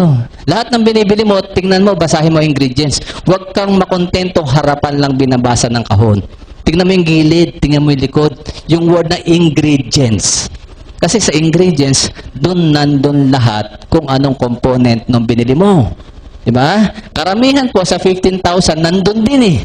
Hindi mo binasa, wala kang alam. O kahit basahin mo nung araw kung walang nagpaliwanag sa inyong masama, para ka lang nagbasa ng comics. Wala rin impact. Bibigyan ka to ng ilan na pag nahanap nyo, ito po ang gagawin natin ha. Dinawin ko. Pag nakita, avoid. Iwasan. Baka mamaya binili, kinain. Sabit ako dun. Ang sabi ko, avoid ha. Number 1, sa listahan ko, ito po, sodium nitrate. Tagalogin ko na lang, salitre. Alam niyo sa pag-aaral ng mga scientist, doktor, no, sa mga studies, ang salitre po, direct naliling sa pagdami ng colorectal cancer. Di ba? Binanggit ko kanina, dami colon cancer. Totoo yun. Dito lang pala, sa salitre mo, pwede na. O alam niyo ngayon kung nasaan salitre, di ba? Tosino, hotdog, langgonisa. Sinong mahilig dyan? Bata mo. Sinong bumili? Bata mo rin? O hindi, ikaw, magulang. Ang point ko, ikaw ang gumagawa ng sakit ng bata mo pagdating ng araw. At abangan nyo yan, 15 to 20 years from now, alam mo na kung sino namimiligro magkaroon ng colon cancer. Dapat binabago natin. Dapat nagde-demand tayo. Meron naman pong produkto ngayon, processed meat, nakalagay, walang salitre. Prioritize nyo ganun. Di ba nakakita na kayo? Produkto, tosino, nakasulat, walang salitre. Di yun ang hanapin mo. Ang point ko kasi, pwede naman palang wala. Ba't nilalagay nung araw? Kasi walang may alam na masama eh. Okay na ilagay. Diba? O number 2. Sino po sa inyo hindi pa nakakain ng soft drinks sa buong buhay niya? Taas ang kamay, papainumin ko ngayon din. Soft drinks. Wala na? Lahat nakainom na. Ako po, napapagmalaki ko, 6 years na po ako hindi uminom ng soft drinks. Mahirap? Mahirap. Bakit mahirap? Masarap eh. Bakit ko napigilan? Nabasa ko po ito sa dyaryo. No, hindi ko sinasabing tigilan nyo. Bahala naman kayo. Ino-orient lang namin kayo. Ito po, nabasa ko 6 years ago. Ito ang reason kung bakit hindi na po ako umiinom. Nabasa ko sa Philippine Star. Ito pong report na to galing Amerika. Napa-report lang sa atin. Basahin ko po ang title na lang ha. FDA report, cancer-causing chemical found in some soft drinks. Nashock ako eh. Doktor ako, hindi ko alam to. Doktor ako, umiinom ako ng soft drinks. Kaya para maraming doktor may sakit din eh. Yung mga basic na ganito, hindi namin hinahanap. Di ba? Kaya lang, ini-expect ko mag-iingay. Kaya lang, kinabukasan, nawala na issue. Tanong, importante bang malaman nyo? Oo naman, nakaka-cancer eh. Di ba? So ito po, hindi ko lalagay ang brand, isulat ko lang po kung ano naman yung chemical. Ito kadalasan preservative din. Kaya binanggit ko kanina yung preservative na word eh. No? Sodium benzoate. Ang benzoates po, usually preservative sa mga iniinom nyo. Hindi lang soft drinks iniinom mo. Juices ng bata mo, i-check mo. Nasa Tetra Pak, nasa foil. 90% ng product natin made in the Philippines, yan ang preservative pagdating sa juices. Nasyak ako dun. Halos lahat ng tingnan ko, meron eh. Ano daw sakit ang naibibigay ng sodium benzoate? Blood cancers. Ano ba ang blood cancers na alam nyo? Leukemias. O kaya pala maraming bata sa Pilipinas may leukemia. Dito lang pala pwede na eh. Di ba ang bata addict sa soft drinks? Totoo yun. Sino na naman bumili? Yung bata mo? O hindi, magulang. Sa probinsya nakakita ko, baby, dumedede soft drinks eh. Huwag gano'ng kasama yun. Di ba nakikita natin yun? Kasi hindi ka aware na ganun pala. Minsan nga, sama ng loob namin eh. Nagpo-promote kami ng Vita Plus, health drink, pang kalusugan ha. Binubusisi kami ng todo-todo. Pero ni minsan, hindi binusisi yung iniinom na soft drinks. Di ba? Inom ka ng inom. Tinanong mo ba sa manufacturer? Saan ba gawa ang soft drinks? Anong ingredients? Lahat ba yan mahusay sa tao? Wala eh. At alam natin, ang soft drinks, wala naman talaga na ibigay na maganda sa katawan nyo. Meron ba? Wala, di ba? Sakit may binigay? Anong sakit? Ha? Ulcer, gastritis, diabetes, ang dami. O hindi kayo doktor. Alam nyo, sakit binibigay. Ba't may ininom? Maganda yung sagot, oh. Huwag ka na mag-isip. Masarap eh. Di ba? Totoo yun. O number 3, ang pinakamasamang fat na pinapakain sa inyo, trans fat. Tandaan mo trans fat ang pinakamasama. Saan ka na-orient? Cholesterol. Ba't ganun? Ito pinakamasama, hindi mo alam. Tawag dito ng araw, alam nyo? The silent killer. Cancer ang binibigay. Ang trans fat naman, related sa heart disease, related din sa diabetes, at 40% daw na may bukol sa breast, mataas ang trans fat level sa dugo. So sa mga babae, double check pagdating sa kinakain nyo. Ang trans fat po, mayamang-mayaman yung mga biskwit na baon nyo. Kung may baon ka, i-check mo eh. Kung walang nakasulat sa harapan, ito hanapin nyo hydrogenated vegetable oil. Yun din po ang trans fat. Linawin ko, pag nabasa nyo vegetable oil lang, okay yan. Wala tayong pag-usapan. Kaya lang, pagkakabit ang salitang hydrogenated, ibang usapan na yan. Naging bad oil ang healthy oil. Sino yung may kagagawan? Tao. Alam nyo, 2003, bawal na yan sa Europe eh. Majority ng European countries, bawal na yan. 2012 na tayo ngayon, ginagamit pa sa'yo. Bakit? Nung naban sa kanila, may gumagawa pa eh. Sayang naman, ibenta sa Pilipinas, hindi ba nila alam eh. O kawawa tayo, dumping ground. Nasa tinapay, nasa biskwit. Minsan nga po, hanggang palaman sa tinapay, meron yan eh. Isang katutak. Dinimanda ng New York City government ang KFC at McDonald's 3 years ago sa isyung trans fat. Ba't ko binanggit? Sino sa inyo hindi pa nakakain sa fast foods? Wala na, di ba? So, nanalo ang New York City government. Total ban na po ang trans fat sa New York City. Gumaya ang California. Sa atin, hindi pa bawal hanggang ngayon. O kaya dapat, hanapin mo na. O para mas malinaw, ganito po. Pakita ko sa inyo Ito kasi isang brand na to, galing Europe ito eh. Nabibili sa atin, made in Italy. Di ba may sticker, pulang-pula? Ano nakasulat? No trans fat. Ganon ka big deal sa kanila. Pinapalagyan ng label. Di ba? So dapat, ganon din tayo. Yung iba naman nabasa na yan eh. Sa Coffee Mate, narinig nyo nga sa commercial yan. 0 grams trans fat. Kaya lang hindi mo kinwestiyon. Bakit may ganon? Para saan ba yung trans fat? Sabi nga ng isang health buff, si Jack LaLanne, sabi nga niya, paggawa ng taong pagkain hanggat maaari, huwag mong kainin. Lalo kung may pangalan. Kasi nga naman, pag may pangalan, negosyo yan, korporasyon yan. Ang habol niyan lagi, tubo. Kung paano makikreate ang produktong mas mura, no? Na kikita sila ng malaki. Eh ngayon, paano mag-create ng mura? Puro artificial na lahat, pati flavoring eh. Di ba? Kasi mas mura yung ganun eh. Doon tayo kasi nadadali. So dapat, mag-ingat tayo. Information lang naman eh, ang kailangan natin para tayo umiwas sa mga sakit na to, no? So, number 4, refined carbohydrates. Madali maintindihan yung refined carbohydrates kung paano ka nagkakasakit kasi binanggit ko na kanina, di ba? Sa refinement, tinatanggalan ka ng sustansya. So, dapat pala, hindi ka na masyado dito. Ano yon? Madalas sinasabi ko yan, binabanggit ko, yan po yung mga whites. White sugar, white bread, white rice. Bumalik ka na sa masustansya talaga. Ano po yon? Brown sugar, muscovado. Brown rice, wheat bread, di ba? Nakikita nyo naman eh. Yung iba naman kasi, alam namang masustansya ang wheat bread, ang brown rice. Pero ba't bumibili ka pa ng pampaputi ng kanin mo? Yun na hindi ko maintindihan.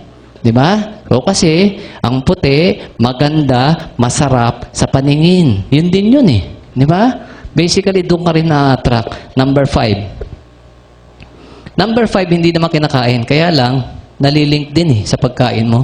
Plastics. May kumakain ba sa inyo ng plastic?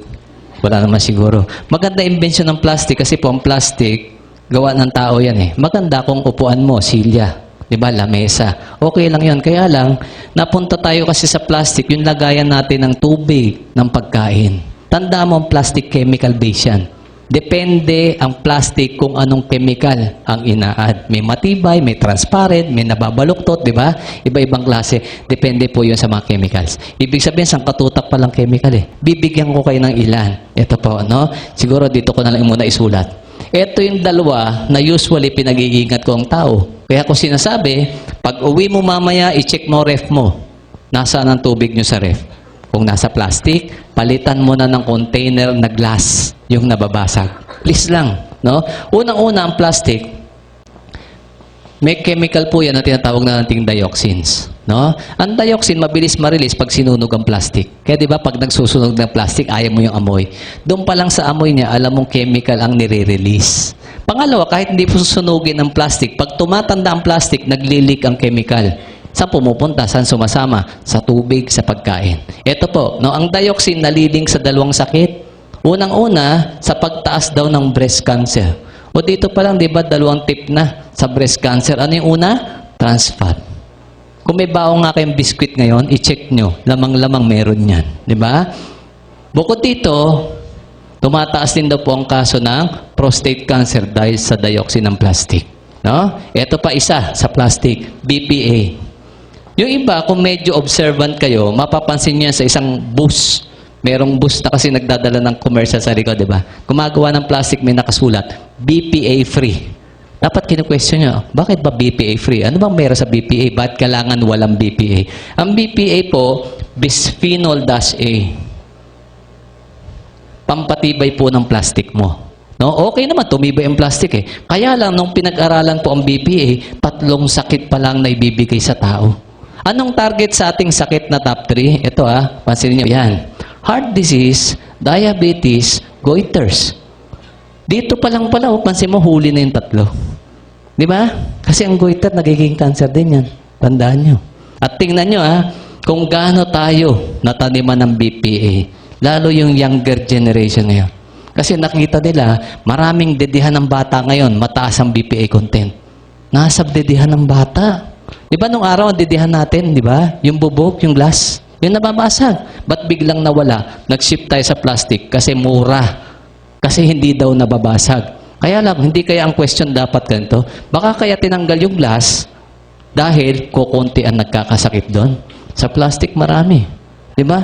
Kasi parang namang, bakit para sinasadya eksakto?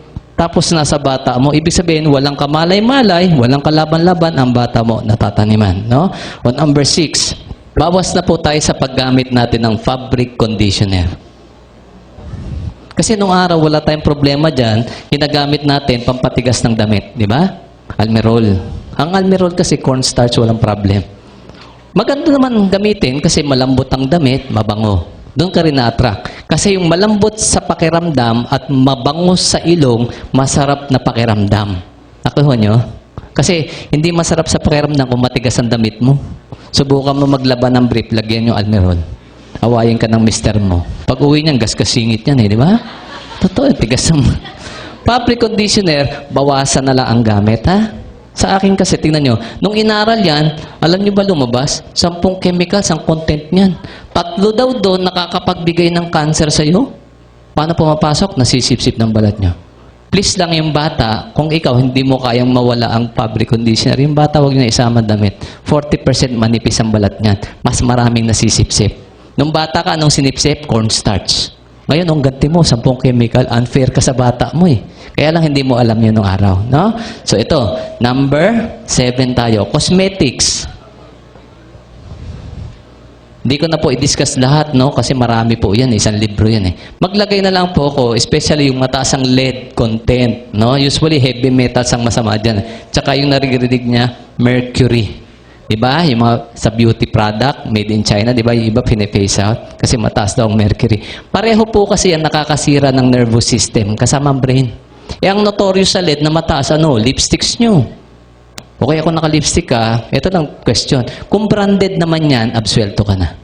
Lahat po ng mga branded na lipstick ngayon, nag-pull out na ng gamit ng lead. So, mas safe po na tayo doon. Kung branded ginagamit. Yung mga boys, parang patay mali siya. Bakit? Hindi daw nagli-lipstick. Kaya lang may warning din sa inyo. Tanong, humahali kayo? Oh yes. O di ba? Ang malupit doon, kasi sa observation ko, pag sa hali ka ng lalaki, laging palunok, pasipsip. Napansin nyo ba? Totoo yan eh. Lalo't pag bago pa lang, di ba? Tingnan mo, babae. Yung lalaki, mag-boyfriend, girlfriend, bago pa lang. Lagyan mo ng lipstick yung babae pulang-pula. Kasasagot pa lang. 1 week pa lang. Iiwan mo sa kwartong madilim. 30 minutes. Paglabas, may lipstick pa ba? Na kanino na? Nasa lalaki. Nilunok mo pa. Ayun ang bigat doon. Di ikaw magkaroon ng lead poisoning. Kaya itong advice ko sa mga boys, no, especially mga lover boys dyan, yung mahilig humalik, no? Bago ka humalik sa partner mo, girlfriend, asawa, pag naka-lipstick, magtanong ka muna kung anong brand. Ha? Sabihin mo na ng ganito, wala nang paligoy-ligoy, ganito ng tanong, diretso. Unleaded ba yan? Di ba uso naman yan na yan? Gasolina. O yun naman ang issue eh, yung lead eh. Di tanongin mo, unleaded ba yan? O number 8 na po tayo, no? Ito po, siguro last na lang natin, antibac. Naririnig niyo word antibac? Di ba? Sa TV, sikat yan eh. Ang pinakasikat kasi na antibac, ito po, triclosan. Bigyan ko lang kayo ng konting istorya sa triclosan. Nung araw, ginagamit na yan sa paa mo. Yung Fisan foot powder, natatandaan niyo, pang-alipunga. Effective kasi yan, pamatay mikrobyo. Usually, pag sinabi antibac, pamatay mikrobyo. Effective sa alipunga, nasa paa.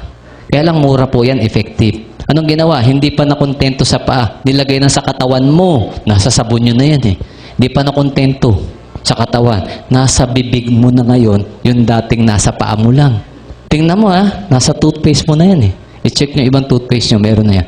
Lalo't nakasulat, antibac, 12 hours protection, lamang-lamang may triclosan. Alam niyo ang findings ng scientist dyan? Ang triclosan, nako-convert sa dioxins. O, ano daw masama sa dioxin kanina? Breast cancer, prostate cancer. O kaya nilagay sa bibig mo, ito lang nakikita ko dyan, ha? Matatalino po talaga eh, ng negosyante, no? Ang dioxin kasi, no? Nakaka-produce ng sakit sa'yo. Kaya lang, ang triclosan, paano nauwi ng dioxin? Ganito lang kasimple yan. Kung alam mong chemist, ang chemistry mo nung araw, ito po, mas madali lang doon. Ang triclosan po, may 3 chlorine. Kaya nga trichloro.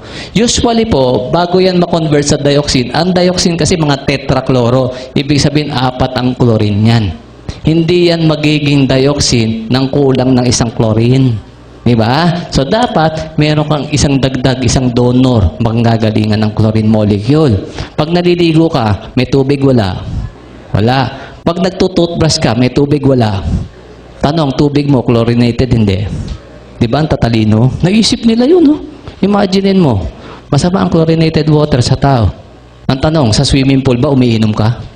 O di ba hindi? Bukod sa chlorine, may ihi pa yun ng mga boys. Check daw. Ito po, no? Number 9, Bilisan ko na lang po, no? Number 9, binanggit ko na kanina, hanggat maaari, lalo yung mga may problema sa goiter, lalo ang babae prone kayo kasi sa goiter. Ako kasi, pinapaiwas ko ang tao ngayon uminom ng chlorinated water. Tap water usually chlorinated yan. Nag-i-interfere sa thyroid function nyo. Ang malas ng Amerikano, ang tubig nila parehong meron yan. Sa atin, chlorine lang. No? Ang fluoride, madalas naman to, nasa toothpaste mo. Okay naman, in small amount, okay. Ang problema, napaparami ka. Bakit sinusunod mo yung commercial? Di ba? Pag ganun kalaking bristle, ganun karami toothpaste. Sinusunod mo yon at pinagagawa sa'yo para mabilis maubos toothpaste mo, para bibili ka ulit. Ang kailangan mo, konti lang. Tandaan mo, ang basihan doon, fluoride content. Masama sa tao ang sobra. Actually, poison yan kung i-consider nyo.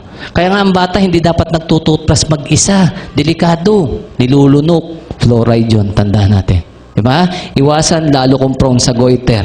Number 10. No? Ito po yung sinasabi ko mga tinatawag nating topicals. Yung mga ina-apply nyo sa balat nyo. Yung masasabi nating for external use only.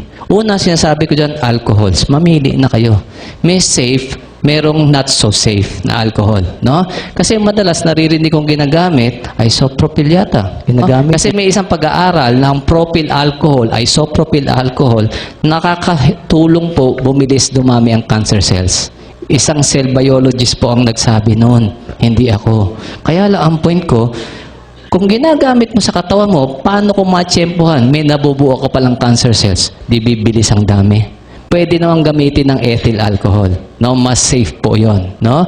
Bukod doon, ito pa. Yung, kasi summer, total tapos naman ng summer. Sino po sa inyo nag-beach? Nag-Boracay, nagpalawan? Yung iba sa atin, pag nag-beach kasi, ayaw ma-sunburn. Anong pinapahid mo? Sunscreen. Bakit ka nagsa-sunblock? Nagsa-sunscreen para hindi ma-sunburn. Pangalawa, para hindi mag-develop ng skin cancer. Alam nyo ba napatunayan sa US ngayon? Napansin to, Nung hindi pa uso ang sunblock, meron namang skin cancer ang Amerikano. Nung nauso ang sunblock, naging 4 times na dumami ang skin cancer. Alam niyo na-detect? 3 component sa sunblock mo ang actually nakakakos ng skin cancer. Di ba naisahan ka na naman to? Supposed to be po, proteksyonan ka daw eh. Ito pa, yung huling topical sa sinasabi ko, yung pinapahid ng babaeng lotions. Hanapin nyo sa lotion nyo ang parabens. Pag meron, wag nyo nang gamitin. Parang awa mo sa sarili mo. No? Madalas, ito yan. Methyl parabens o propyl parabens. Bakit ko sinasabing iwasan? Nasa topic tayong tatanggalin ng Pilipinas sa number 1 spot sa breast cancer. Importante maintindihan yan. Lahat ng bukol sa breast na tinanggal sa Amerika, positive sa parabens. Walang exemption. Anong point nun? Hindi man directly link, pero yun lahat ng bukol meron ito. Baka, isa yan sa cause kung bakit maraming may bukol sa breast. Maraming produkto may parabens. Walang problema doon kasi kadalasan yung iba, binabanlawan nyo. Diba? Ang lotions po iba. Hindi mo binabanlawan yan. Pinapasipsip nyo yan to the last drop. Diba? Naiipon lalo ang parabens sa inyo. No? Kung papansin natin, 10 lang yan. No? Kaya lang, ang tanong ko, natuto ba kayo? Kahit pa paano? O, buti naman, no? Sa akin lang, try nyo i-practice, i-share, no? Ipakilala sa kamag-anak, mahal sa buhay. 10 lang yan out of 15,000. Napakarami. Napakarami pang wala, no? Kaya lang, sa akin, kahit alam mo yung 10 yan, kahit iwasan mo yan, hindi mo totally, di ba, matatanggal. Minsan, nakakasingit pa rin yan Diba? Minsan nagagawa mo pa rin. Kaya balikan natin. Yung last, natin, no? Last, sabihin natin na advice para sa mga taong ayaw magkasakit. Ito po, no? Kasi dito natin malilink ang importansya ng product. Ang product po, kung tutuusin, may nasunod.